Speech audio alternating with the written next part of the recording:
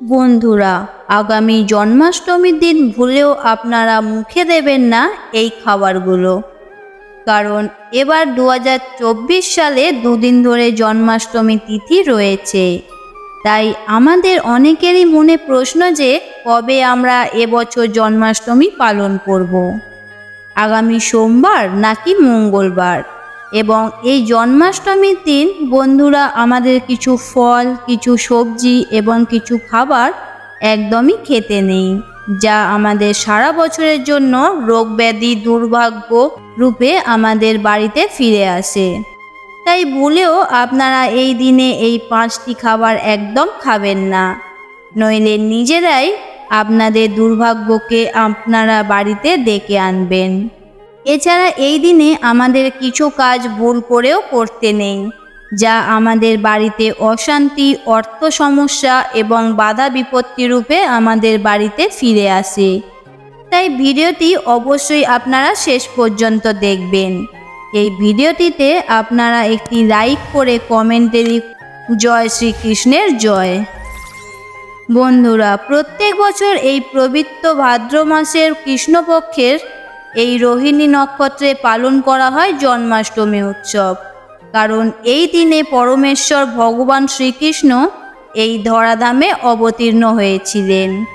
শাস্ত্র বলেছে যে লক্ষ লক্ষ একাদশী ব্রতর সমান এই জন্মাষ্টমীর দিন ব্রত পালন করলে বা ভগবানের সামান্য ভক্তি ভরে পুজো অর্চনা করলেও এর ফল পাওয়া যায়। বলা হয় যে এই দিনে কিছু নিয়ম মেনে ভগবানের কাছে নিজের মনোবাসনা বললে ভগবান তা অবশ্যই পূরণ করে দেন। তাই এবছর 2024 সালে এই অষ্টমী তিথি শুরু হয়ে যাচ্ছে আগামী 26শে আগস্ট, মানে সোমবার দিন সকাল 8:36 থেকে পরের দিন মঙ্গলবার দিন সকাল 6:49 পর্যন্ত। এবং রোহিণী নক্ষত্রের সময় শুরু হয়ে যাচ্ছে সোমবার রাত 9:24 থেকে মঙ্গলবার দিন রাত 8:33 পর্যন্ত। ফলে অষ্টমী তিথি এবং এই রোহিণী নক্ষত্রের সংযোগস্থলে, মানে সোমবার রাত 9:24 থেকে মঙ্গলবার ভোর 6:49 হচ্ছে ভগবানের পুজোর সবথেকে শুভ সময়। ফলে বিশুদ্ধ পঞ্জিকা এবং বৈষ্ণব মতে আগামী 26শে আগস্ট সোমবার দিনই জন্মাষ্টমী পুজো অর্চনা ব্রত উপবাস আপনারা সম্পন্ন করবেন। মানে সোমবার দিনই পালন হচ্ছে 2024 সালের জন্মাষ্টমী। তাই সেই দিন কিন্তু আমাদের কিছু খাবার ভুল করেও খেতে নেই এবং এই সময় কিছু কাজ আমাদের সবার বর্জন করা উচিত। চলুন বন্ধুরা, এবার আমরা জেনে নিই যে জন্মাষ্টমীর দিন আপনারা কি কি কাজ করবেন না এবং কোন খাবারগুলো আপনারা এই দিনে খাবেন না। নাম্বার 1, বন্ধুরা, ব্রতের আগের দিন মানে রবিবার আপনারা কোনো রকমের আমিষ খাবার একদম গ্রহণ করবেন না। পেঁয়াজ, রসুন, চা বা কোনো রকমের নেশাভাং এই দিনে আপনারা একদম খাবেন না।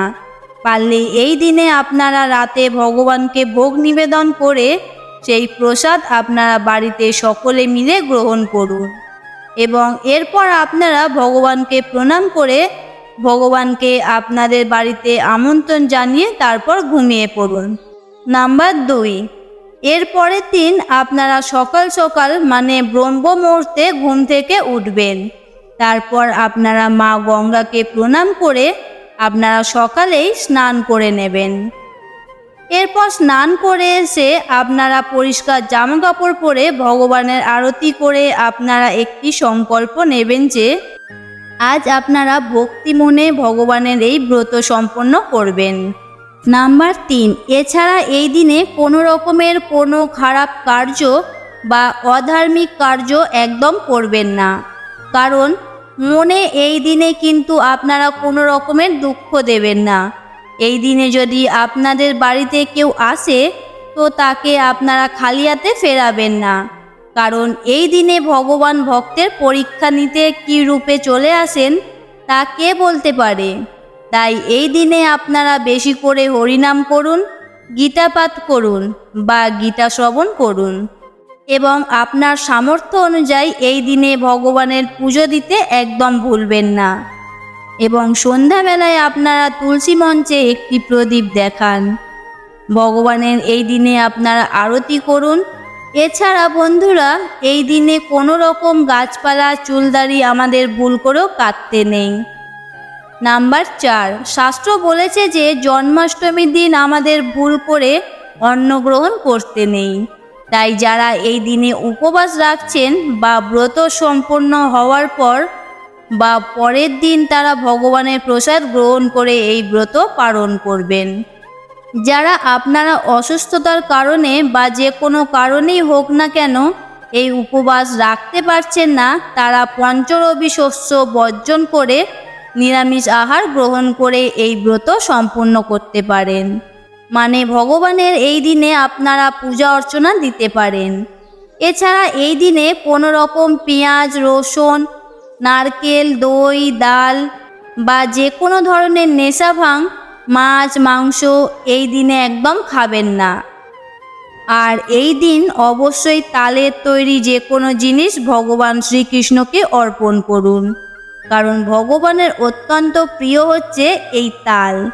তাই এই দিনে ভগবানকে তালের ভোগ অর্পণ করার পরই আপনারা পরের দিন তালের তৈরি বড়া বা বিভিন্ন রকমের খাবার খেতে পারেন।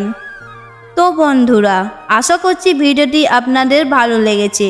ভিডিওটি দেখে আপনারা যদি উপকৃত হয়ে থাকেন তাহলে একটি লাইক করে দেবেন আর সকলের কাছে শেয়ার করে দেবেন। আবার দেখা হবে পরের ভিডিওতে। ততক্ষণ ভালো থাকবেন। জয় শ্রীকৃষ্ণ।